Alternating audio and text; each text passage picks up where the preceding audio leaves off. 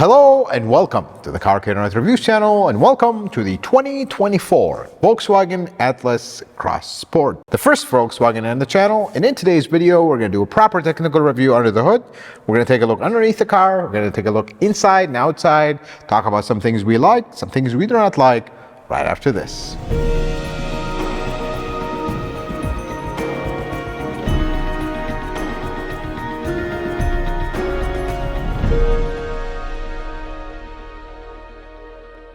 Let's start our technical review under the hood.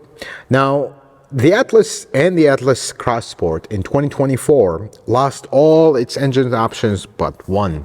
We only have the 2-liter 4-cylinder turbocharged engine, specifically the EA888 in its third iteration, TSI. They have a lot of different names for these engines, but let's stick to the data here.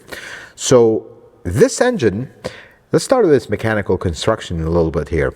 The valve cover is not plastic, it is actually aluminum, because this valve covers actually have the cam caps integrated in it. So as soon as you take it out, the cams will just be loose. So because of that, they don't have gaskets, they have sealer in it.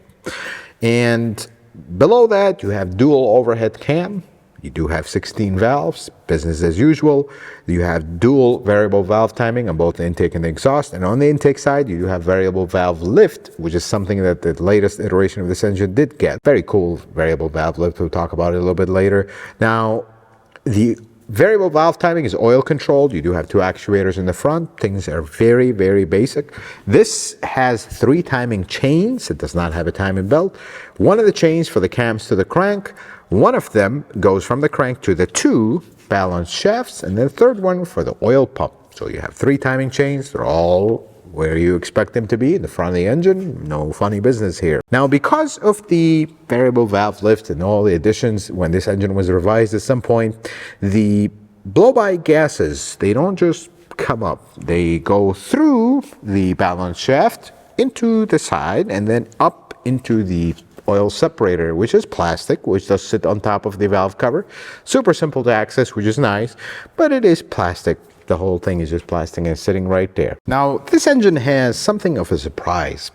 The block is not aluminum, it's cast iron, which is a giant surprise in 2024 for an engine that recently got updated. It still has its cast iron block, which is really cool because cast iron blocks are a lot tougher than aluminum blocks. And with that, there are a few things with this block that are interesting. So in its previous iterations, possibly first, second generation of this engine, they had issues with oil consumption.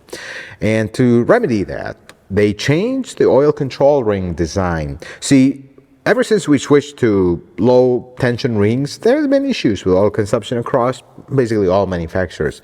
But this one, they do have a solution in this one. I hope it works, because they changed the design of the oil control ring to a 3-piece design, which helps it not stick and not cause the whole thing. But oil intervals are very important for these engines, folks. That kind of applies to all new cars, but this one as well. They really did a fix that could work, but you got to keep up the maintenance. So if you're planning to buy one of these, be on top of those oil change intervals to help this engine not burn oil. Now, this engine is turbocharged, and it does have turbocharged in the back. And actually, because this is a massive behemoth of a car, you have decent space and decent access in the back and the front. This turbocharged is oil and coolant cooled. It does have an air-to-air intercooler. It does not have a liquid-to-air intercooler. It does have an electronic wastegate, which is not the ideal. Vacuum would have been better, but you have more precise controls. I suppose that is the trade-off for that. This engine is direct injected only. And 2 cool things about this: they did not put the direct injectors on top of the valve cover. They actually put them on the side underneath the intake manifold, which is nice. The other thing they did is the high-pressure fuel pump sits on a housing to the side, not exactly on top of the valve cover. That is also a nice thing. Now, the cooling system in this engine is a topic of conversation, and a topic of why do German manufacturers do things the way they do. I don't really know. I think they want to innovate and not copy everybody else is the answer, but in the process, things get complicated. So the cooling system in this car, well, basic for the most part, except of 2 things. So you do have some coolant valves that switch where the coolant goes, and that's all fancy, nice stuff. But then this strange stuff. So this has a mechanical water pump, and then it has an electronic water pump. Most cars with start-stop technology with this one, which this engine does have that, do have that to help circulate the coolant while you're off. But the mechanical water pump isn't driven by the drive belt or a serpentine belt in the front of the engine like the alternator or the compressor. No, this sits right underneath the intake manifold. It has its own belt that is really buried. So every time you want to replace a water pump, you have to remove the intake manifold, remove that belt, change the water pump, which is half of it is plastic, and then all that mess. We could have just put it in the front, it would have been fine, but that's how they do this. At least the timing chain is in the front. We won't complain. Now, the last thing with this engine that is actually pretty cool, they have an on-demand piston jet cooling. So most gasoline engines, they have a little jet that cools the bottom of the piston. Usually they're always on, you're just always spraying and that's it. This one has it on demand. So the computer can control when it's spraying and when it's off. It's not actually a very complicated ordeal to do that, but that was actually pretty cool. And the last thing they did here to the oiling system, which feels like they really, when they did the revision of this engine, they did a lot of little stuff. They changed the number of tooth on the oil pump drive from, I think, 22 to 24. Don't quote me directly on that. But the idea there is you can spin it faster and you can get better oil pressure, which is pretty cool. Now, the transmission in this car is pretty interesting and kind of a mystery to me. It is a Japanese transmission. However, I've been looking around it, trying to find any markings. Tech data doesn't say anything. We're not sure if this is an ASIN transmission. It's not. I'm very familiar with ASIN transmissions.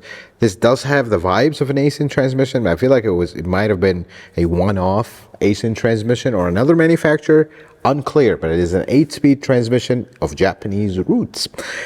There are one thing that is kind of interesting about this transmission. So the 24 Atlas and the Atlas Cross Sport lost their physical shifter. Now they have a little button that is very annoying. We'll talk about it.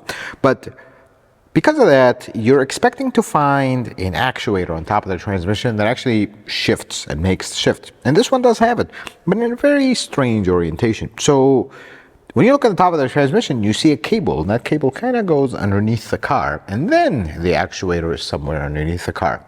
I don't know why couldn't we just put the actuator on top, save the cable, all that. We already have one, but that's how they did it. But then let's talk about some observations. I've been looking under it. I'm very fascinated by this, not only because it's the first Volkswagen we review, but Volkswagen always has very interesting tech here. Let me share with you some of my observations. It's a very high-tech engine. It is a very high-tech engine. And just looking at it sitting here, it looks like just any other engine. Did you know that this engine has an ability to switch between auto cycle and Miller cycle because of its very sophisticated valve lift? We're not going to get too much into what that means, but you can research it on your own time. This is a very high-tech engine and super efficient, and it makes a lot of power. One thing they did because of that, this engine has one of the highest compression ratios for a turbo engine in production in 2024, 11.6. That's very high for this engine, being a turbocharged engine, but they were able to achieve that with this valve lift stuff, and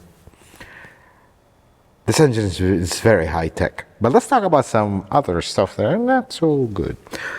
There is an extensive use of plastic cooling stuff. I mean, they're everywhere. Like, there's no other way to say it. And I wish they would get away from that. This is something Volkswagen and Audi has used for a long time. They always fail, and they just keep going at it. I wish they would change that. I mean, they use proper clamps. They use proper hoses. Their hoses are decent, but the plastic stuff is, I wish they would change away from. And the other thing is, more on plastic stuff. So we talked about this being a chain engine. So this has two covers. One of them at the top is plastic, and actually the oil fill cap is part of it. It's kind of an odd design. Usually that's on the valve cover, but it's plastic. That's a front timing cover that is plastic. It has a gasket, but then there's a separator in the middle that's part of the head, and then there's another cover at the bottom. That cover is not plastic, but it is put on with sealer, so because it's so flimsy, every time you remove it, it may get damaged, so just replace it is recommended. To every time you remove it, replace it.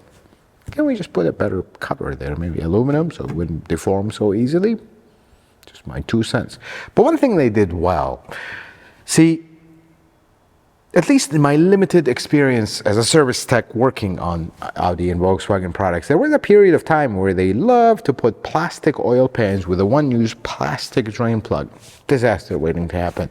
This engine actually doesn't have that. It has a steel oil pan, which is a huge thing. This has a two-piece oil pan. Upper is aluminum, lower is steel.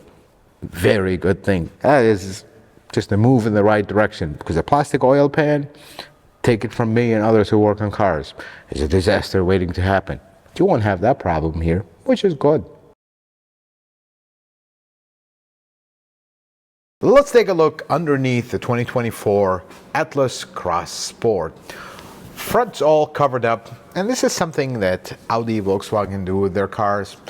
This cover has to be removed for any kind of service, but this is where I wish manufacturers would not do stuff like that. You know, these are Torques, smaller Torques, and then you come here, you have these big Torques. So we basically need two different sizes to remove this entire cover. I wish they wouldn't do that, just secretly on the inside. You do have a little vent here, ventilation, which is nice. Let's look at the front suspension. You notice this car was not really meant to have a 20-inch wheel, as we'll talk about a little bit later in the video, but two-piston caliper in the front, steel knuckle with a steel control arm with a separate ball joint. This is actually a really good design, so you can service it separate. You don't have to replace the whole control arm or service it. This is a McPherson strut design. This is the German manufacturers. They love to use this style, which is a little bit complicated for service, but not the end of the world. You do notice a steel front sway bar link, which is pretty nice. As we move away from the front suspension to the middle, everything is covered all the way to the edges, which is really nice. Now, the exhaust on Volkswagen is mid quality, let's put it this way. It's not the top quality in the world, but it's not the worst. This muffler is kind of interesting. It's very low profile, and it sits here just to keep the ground clearance clear here. Now, the drive shaft, you can kind of see it here. It's all the way up on top, and it goes over the muffler, over the fuel tank, and into the rear differential. Kind of interesting to see that. Heat shields, pretty decent amount of heat shields to insulate from the exhaust. And they're actually not bad quality, which I really like. Moving back here, this is a fuel tank. It's kind of a large fuel tank. And the drive shaft is actually over it, so it's not a saddle fuel tank, but it does have this portion that is underneath the drive shaft. That is pretty interesting. Then another muffler here. It's pretty large. Then we look at the rear differential. Pretty large rear differential, and this thing is massive. All aluminum. That's the motor that engages it. So German manufacturers love to use the flex discs, and this one has this interesting, very strong shield around it. So if you come around and look in the back here, you'll see the flex disc part, the rubber part. But I like this big metal ring around it. That's pretty cool. Then we look at the rear suspension. Aluminum knuckle, steel trailing arm, and all the arms are actually steel. The spring is separate from the shock, and this plastic height sensor. Very nice. One thing that they didn't do, like the front, if you come around and look at this sway bar, it is plastic. I wish they wouldn't do stuff like that, but they do, and that's okay. In the back, it is a single piston caliper brake with an electronic parking brake. It's kind of hard to see it. It's right here, but that's what you want. That's what all manufacturers are doing. And then we go all the way in the back. This is just completely wide open even here. All manufacturers are doing this these days. But then come a small thing. You look at this really nice exhaust tips. Well, and it's closed, and the exhaust is actually here. I don't know what happened there. I mean, it's a really nice look to it. I just wish we would have opened this, maybe make a couple pipes. That would have been nice, but they didn't do that. It's okay. Trailer hitch. There's something here that completely contradicts everything. This is a fake diffuser, which indicates this is the R line, the sport one, and then this giant trailer hitch here. 5,000 pound trailer hitch with a wiring harness, which is nice, but it just doesn't, this just looks contradicting in this giant fake exhaust. But it works. looks pretty cool. Let's take a look at the outside of the Volkswagen Atlas Cross Sport. I think this is a pretty sharp looking SUV. Even the previous one was good looking. This one is even better. I like what they did with the headlights. They kind of changed them into this shape. Does look pretty sharp. This definitely has a kind of that European sophisticated look to it. Some Volkswagens over the years have lost that, but this one definitely has it. Now, something cool here, they did the bar light in the front. So this light is one continuous light that goes all the way. Even the emblem is lit, which is nice.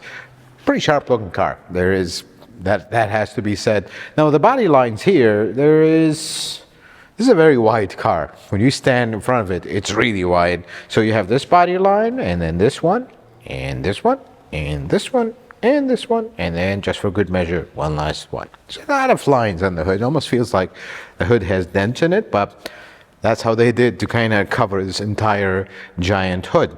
Now, as we wrap around to the side, you notice it says IQ light. What that is the lights turn as you make turns, and then when you are stopped and making like your turn signal's on, you notice this little reflector. It actually sends light to the side, which is really nice. This is a Volkswagen. This is not an Audi. So these kind of features you're expecting to find in an Audi and not a Volkswagen, but here they are. These are the nice stuff. As we go over to the side here, these are not painted. I wish they were. I mean, they did the bottom painted, but these are not, and that's okay. 20-inch wheels, which are massive and not the quietest in the world. And then, if you notice, Volkswagen loves to do this for reasons unknown. You have a little plastic cap and then the lug nut. Audi is the same way. I don't know why they do stuff like that, but they do, and that's okay. And then, if you look at the side profile, there's this line, and get out of the way, and you can see it starts from here, and it really gets sharp here, then dips, and as you follow it, it comes up again and comes down. It's kind of a very interesting look to this car. Now, large mirrors on this one. Of course, it's a large SUV. The worst part about this car is written right here. Talk about that in a minute. I just couldn't hold it. Had to say it. Again, this profile does have, it's a giant SUV, yes, but it does have a sophistication to it. It just doesn't just feel like a giant block. But as we walk away to the back, and this is the cross sport part. I mean, you really have to get your best reading glasses to see it, but the glass is smaller and this kind of dips more and this dips more. Reasons only Volkswagen know, but that is a cross sport part. As we walk around the back, it is a bar taillight, but not, see, Volkswagen doesn't just follow the trends of everybody, they just do it better. They just made a giant bar light. Actually, it looks pretty cool. This car from the back, it has a, I don't know how to say it, has a distinct Volkswagen look to it. Just the way the body lines are, again, Volkswagen is a very old company and they have their own design language. They don't just follow the trends of everybody. I like how they kept it simple. Volkswagen badge, which is iconic and I think everybody knows it, car person or not. Atlas is written underneath it. And then SEL, which is the trim. 4Motion, which is all-wheel drive. And that's about it. We don't need to write the engine. We don't need to write more stuff. Just keep it simple. Then we look at the situation underneath here. As we looked underneath the car, I mean, this looks the part. It looks like, yes, this is the real deal. Except everything you're looking at is fake. The diffuser, the exhaust, the trailer hitch is not, of course, but completely looks out of place. I don't know why they do stuff like that. This is the R line. It's like a sport model. There's nothing sport about it, but I just wish they actually purposed these exhausts. That would have been nice. Then we open the back, and this is the important part. You notice it opens very rapidly. This is something with German cars. Their doors don't make you wait. They open immediately and very fast. Huge area for storage, simply because there was supposed to be a third row seat here, but in the cross sport that's too uncool to have. And a giant storage area here with a, I love this, spare tire. I have no complaints there. Love this. You have some space here. There is some insulation here, which is a pretty nice sheet of insulation here. Not all the way, but again, this is not an Audi. This is a Volkswagen. And the gleaming absence of the third row seat is one of the problems I have with this car. I just couldn't hold it again. We'll talk about this in a little bit. Very large space, and that is the back of the Atlas. Now, one thing, and usually the German manufacturers, they will find ways to not copy everybody else. They'll come up with their own design, and this is no difference. The shocks in the strut here that open the back door, that is a design everybody's using and everything. But here is what they decided to do to not copy everyone. Everybody else will have this wire come out from this side and go into the rear hatch. Pretty simple. Now, here we have the wire going into the top, so every time you need to replace the shock, you potentially have to pull half the headliner down to replace it. That's just how the German manufacturers do things, that for the sake of not copying others, they'll do stuff like that, but then down the road, you need to replace it. Kind of find out why everybody else was doing it that way, but not the end of the world. And then the last thing about this car, see, this doesn't have the third row seat. I think I mentioned that 6 times already, but you don't have any way of putting the second row seat down, because this is a big SUV. You're going to buy it to haul things, but there's no way. You have to go all the way in the front. You can't do it from the back. Small oversight. I wish they would have done that. But something that they did do that's very interesting. See, this is where I feel like this car was meant to be an Audi, but it isn't. If you look at the doors, you can lock it from here and the back. That's usually an Audi feature. I mean, this is at the price point of this car. This is really nice to have. But what is more nice to have, and this is something that's becoming a thing with the automotive industry, when you walk away from the car, it'll automatically lock, and when you approach it, it'll automatically unlock. It's a setting you can change, but it's actually nice. That is something that is nice. But the nice thing is, and this is the Volkswagen part, they have Volkswagen written here. In case you forgot, you are driving a Volkswagen. They have it written here and on the other side. Well, let's take a look at the inside of the Atlas Cross Sport. And initially, you walk in this, it feels like a not complicated interior. It doesn't have a lot of buttons, doesn't have a lot of stuff to learn. But then when you start actually using it is when some of that becomes an issue.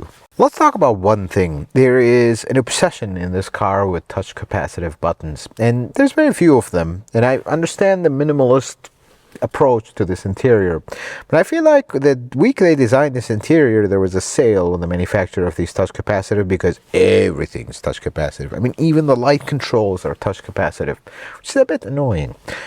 Moving past that though, right underneath the screen, you have the volume in the middle, 2 touch capacitive things, and then the driver's temperature, on off for the infotainment, and then passenger temperature.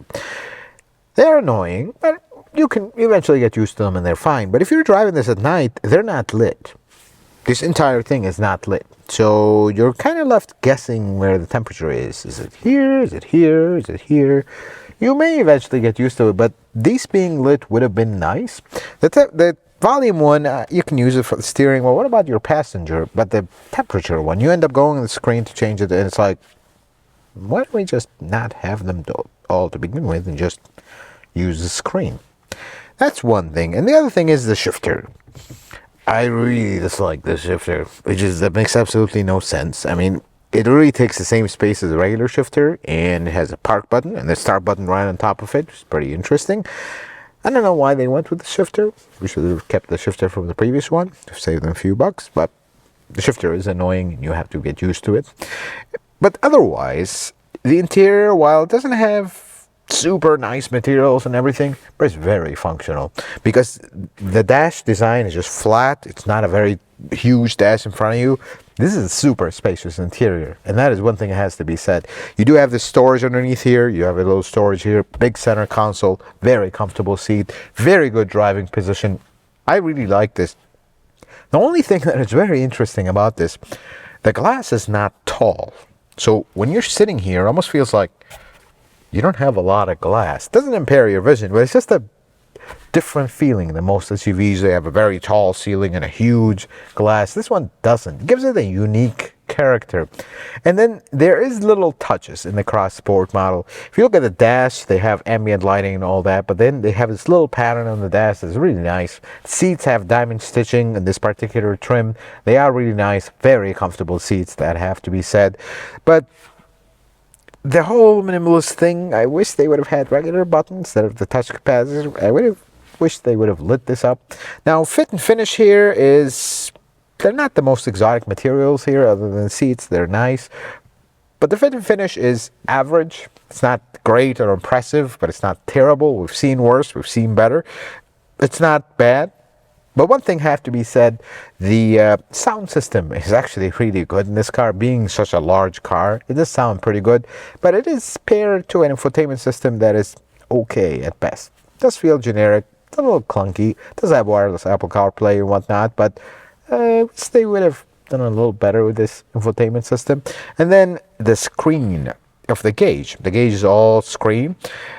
Does display your map. It is actually a little bit in a smaller size. At least this huge interior makes it feel like small, but it does have some functionality, which is nice. And it's not just a screen mimicking gauges and doesn't do anything else. So I guess we have that too. Now, the one thing about this interior that is actually very good, you know, in this price range, most SUVs that you will get into will be louder because they're not, this is not the luxury brand. This is not the Audi. This is not the Lexus. This is not the Infiniti or the Acura. This is the Volkswagen. So this is not the luxury part, but it's actually very refined and quiet. That is a really nice thing. The only thing that kind of takes away from that is the 20-inch wheels. You hear them. I don't know how to explain it as an auto technician. When you drive over bumps and you have oversized wheels, they make this hum or like kind of bumpy sound over bumps. This one doesn't. It just feels to me like they designed this car without the 20-inch wheels, and then this was the last minute addition. So they didn't really tune the suspension for it. So if you really enjoy a quiet ride, skip the models with the 20-inch wheels, because otherwise, this is a very nice, quiet, refined interior, and the suspension is really good. With the exception of the steering feel, it's a little bit lacking on the on-center feel. This feels a little bit vague.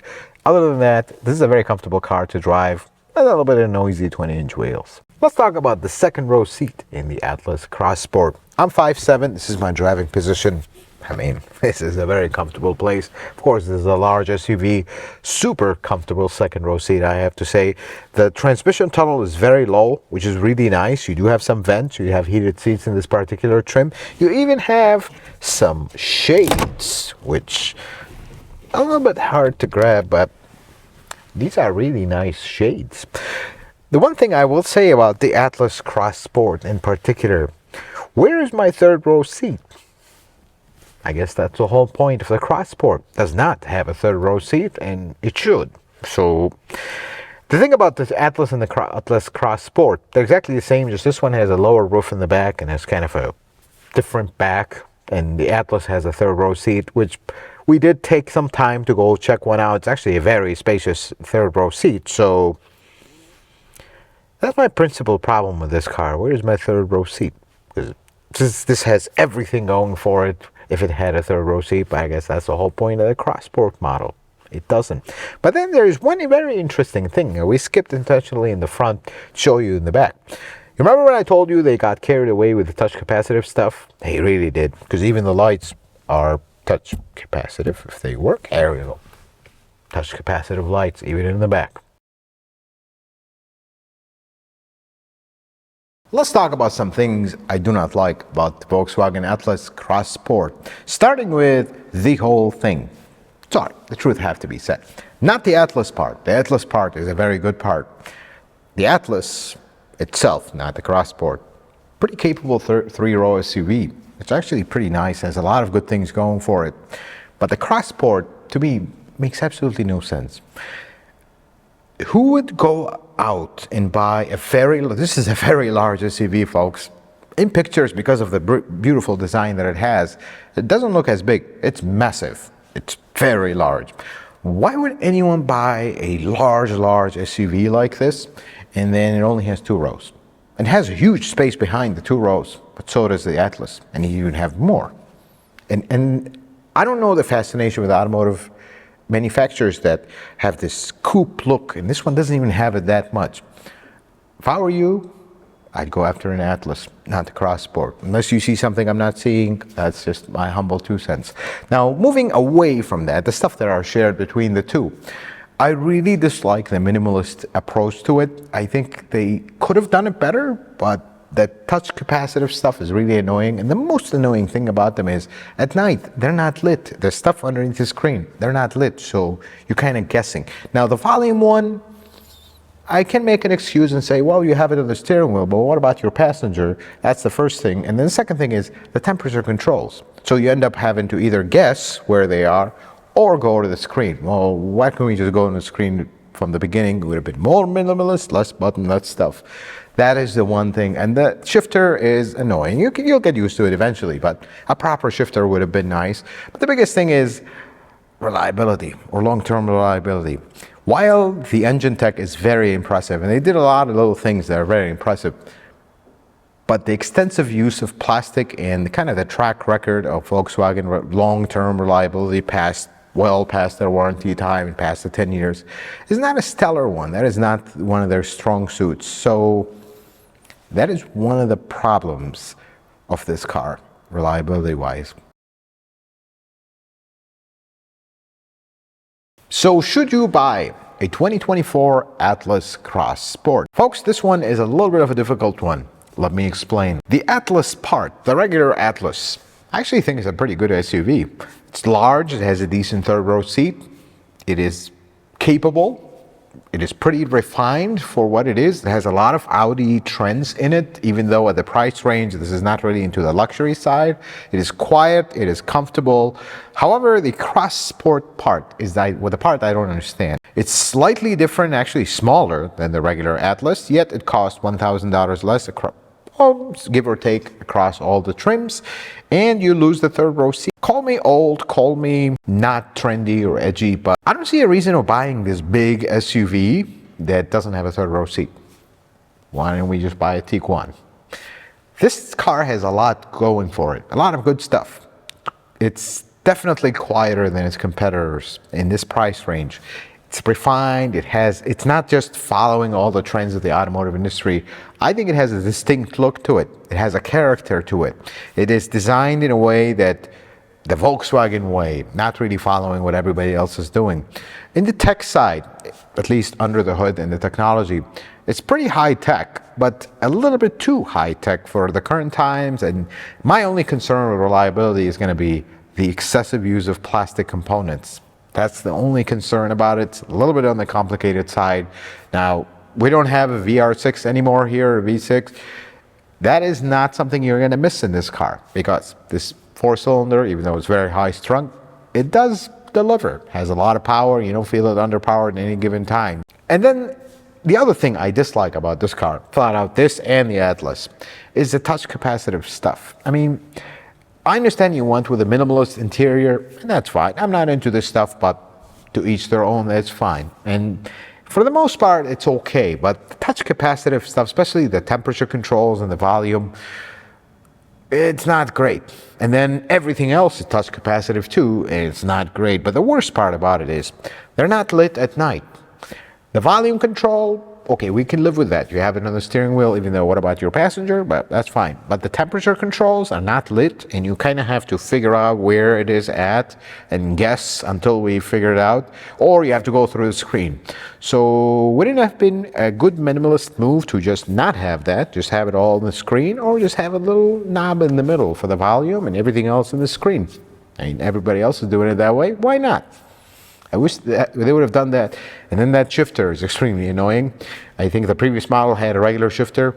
If you would have kept that, it would have been perfectly fine, but they didn't, and that's okay. The Cross Sport part, I do not understand. If you are going for a 3-row SUV, the Atlas is actually a pretty capable SUV. It's very spacious, very roomy, it's unique, and it's kind of has its own styling in its own class. Pretty quiet and comfortable, but the Cross Sport one, doesn't win my heart at all. Folks, I hope this video was helpful, informative. I hope you learned something new. If you like it, consider giving it a thumbs up. If you're not a subscriber, consider subscribing to the channel. Check out some other videos. Until the next video, folks, may the Lord bless you and keep you, and you have yourself a wonderful day.